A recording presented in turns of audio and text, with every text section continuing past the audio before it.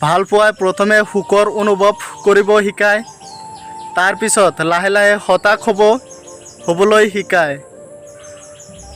শেষত যেতিয়া সপোনবোৰ ভাঙিবলৈ ধৰে তেতিয়া বাস্তৱ কি বস্তু সেয়া বুজাব শিকায়। গতিকে আপোনালোকে যদি কাৰোবাক ভাল পায়, ভালকৈ চাই চিতি ল'ব।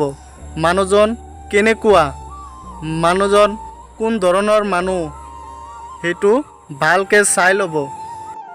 কাৰণ ভালপোৱা মুখৰ কথা নহয়, ভালকৈ চাই কেনে তাৰপিছত ভাল পাব, যাতে গোটেই জীৱনটো তাক লৈ চাই দিব পাৰা।